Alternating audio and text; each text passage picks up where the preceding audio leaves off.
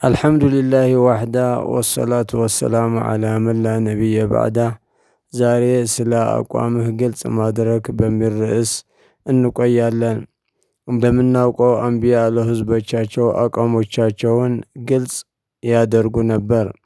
ከነሱ አላሁ ስብሓንሁ ወተዓላ ስለ ሁድ ዓለይሂ ሰላም እንደሚከተለው ይለናል። ኢን ነቁሉ ኢላ እዕተራከ ባዕዱ አሊሃቲና ቢሱኢን ቃለ ኢኒ ኡሽሂዱ ላህ ወሽሀዱ አኒ በሪኡ ሚማ ቱሽሪኩነ ሚን ዱኒህ ፈኪዱኒ ጀሚዐን ثመ ላ ቱንዚሩን። ሱረቱ ሁድ ከ54 እስከ 55። ከእነዚያ ከአላህ ውጭ ከምንገዛቸው በመከላከልህ ምክንያት እብደት ይዘሃል ብለን እናስባለን። ነቢላህ ሁድም ሲመልሱ እንዲያውም አላህ አስመሰክረዋለሁ፣ እናንተም መስክሩ፣ እኔ ከእናንተ ከምትገዟቸው የራቅኩ መሆኔን።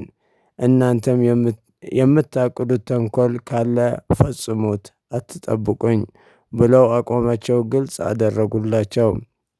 እንደዚሁም ነቢይና ሙሐመድ ሰለላሁ ዐለይሂ ወሰለም አቋማቸው ግልጽ አድርገው እንዲናገሩ እንዲህ አላቸው። ወኢን ከዘቡከ ፈቁል ሊ ዐመሊ ወለኩም ዐመሉኩም አንቱም በሪኡነ ሚማ አዕመሉ ወአነ በሪኡ ሚማ ተዕመሉን። ሱረት ዩኑስ ቁጥር 41። ያ የምትለው ውሸት ነው ካሉህ ለእኔ ስራዬ አለኝ፣ የስራዬን ዋጋ አገኛለሁ። እንደዚሁም ለእናንተ ስራችሁ አላችሁ፣ የስራችሁን ዋጋ ታገኛላችሁ። እናንተም ከእኔ ስራ ርቃችኋል፣ እኔም ከስራችሁ ርቄአለሁ።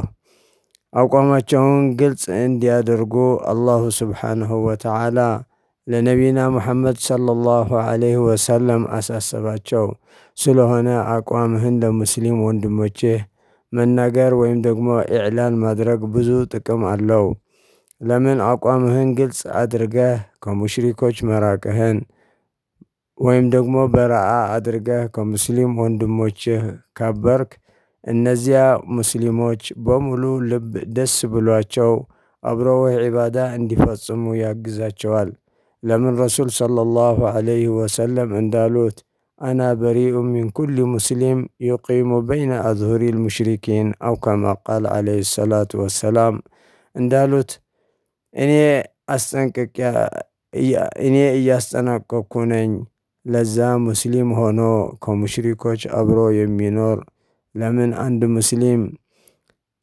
አንድ ሙስሊም ነኝ የሚል ከሙሽሪኮች አብሮ ዒባዳ የሚያደርግ ከሆነ ለሙሽሪክ የሚሰጠውን ሕኩም ለሱ ቢሰጠው ሕኩም የሰጠውን አካል አይጠየቅም። ሙሽሪክ አሉኝ፣ ካፊር አሉኝ እያለ ቢጮህ ረሱል ሰለላሁ ዐለይሂ ወሰለም አስቀድመው አስጠንቅቀውታል እያልኩኝ የዛሬ አጠር ያለች መልእክቴ ይህች ትመስላለች። ወአኺሩ ዳዕዋና አን አልሐምዱሊላሂ ረቢል ዓለሚን ወሰላሙ ዐለይኩም ወረሕመቱላሂ ወበረካቱሁ።